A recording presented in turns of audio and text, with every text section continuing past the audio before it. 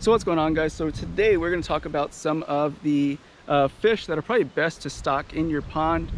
So those of you guys who keep up with the channel know that we have a bunch of fish, different types of fish in the pond, but not every single one of them are probably the best for you to stock. So that's what we're going to talk about today, and kind of what order to stock them, because they don't necessarily blend very well if you have some already stocked that are already a certain size. So for that reason, we're going to talk about that today. So we'll go ahead and show you guys what we are doing right now. Just look at the fish right there. So they're doing really, really well. And they do tend to fight with each other over food, territory, for mating rights, all that stuff. And the males will typically be guarding the nest when it comes to blue catfish. So they do fight. Okay, so first off, you probably want to start at least a bait fish population. So you want to start off with some fathead minnows, golden shiners, shad, depending how large your lake is. You probably want to start off with one of those three, or if not all three. So I started off with 2 out of the 3, which are shiners and minnows, fathead minnows, as well as mosquito eaters. I didn't mention that, but mosquito eaters are another good one to stock into your tank, because they help to keep the mosquito population at a minimum. They eat a lot of the larvae, and they eat a lot of the mosquitoes that will land on the water that are getting ready to produce larvae. So mosquito eaters are essential because, one, it's going to help to create a better, more peaceful place for you to be able to come out here and watch the fish, because if not, you're going to be swatting mosquitoes left and right. So mosquito eaters are still kind of important. Moving on, you're going to have your bait fish, right? You're going to have your bait fish. You want to have them at least established. They want to have an established population. Maybe they're reproducing, maybe they have some structure, places to hide, some grasses, whatever it is. You want to have some cover for those bait fish so they can start reproducing, because that's what's going to be feeding your predator fish. Without a good population of bait fish, you're going to have a problem. You're going to have a shortage of food, and the predator fish, are not going to grow.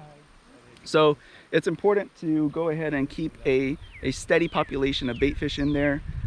Again, they're not going to grow. The predator fish are not going to grow if you don't have a good steady supply.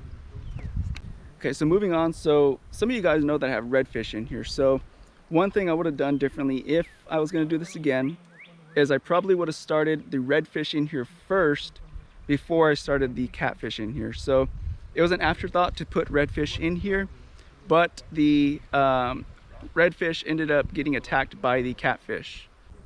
Okay, so with that being said, guys, yeah, we would have put the redfish in here first had I known that the redfish would have been getting attacked by the catfish. Now, we did have 3 that did survive out of 5, but still we could have had better odds had we done the redfish first. If anyone has done that little trial experiment first, let me know. Let me know if they actually made it, if you put the redfish in there first before you added catfish. I'd be interested to see if it worked.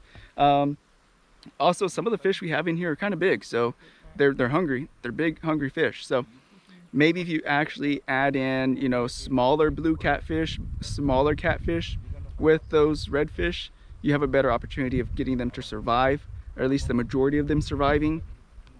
So that's one thing I don't know if I'd recommend for everybody, is to add redfish, because again, if they aren't going to make it, then why waste your money and trying to stock them? So one of the things that does do really well out here for sure is going to be the catfish. The catfish absolutely do really, really well. As you guys can see, they love it out here. We do have structure in here for them. But basically those are the most common fish that people stock in their ponds, are the catfish and the bass. I would start with the catfish first. If you're just going to do bass and catfish, I would start with the catfish first. Choosing between the predator fish is what I'm talking about. So again, like I said, the first things first is going to be your bait fish. After you have a bait fish population, then I would probably start with the catfish. The reason I'd go with the catfish first is because the bass will eat a lot of those, the bait fish, a lot faster than some of these catfish. And the reason is because the catfish are a little slower, the bass are a lot faster. And also they have bigger mouths, so they can capture a lot of those bigger fish, the ones that are producing the babies for you. They're probably going to catch them a lot faster than something like a catfish will, because they're a lot slower. So I would go catfish and then bass if those are the two fish you're gonna stock in there.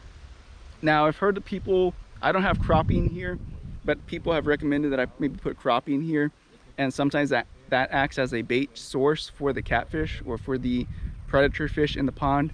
I haven't done that yet. You know, maybe there'll come a time when I do it, but as of right now I haven't done it. But I mean, look at these guys. But if someone is asking, yes, you can do blue catfish. Blue catfish will thrive in a pond of this size. Kind of turn around so you guys can see it. They'll do just fine.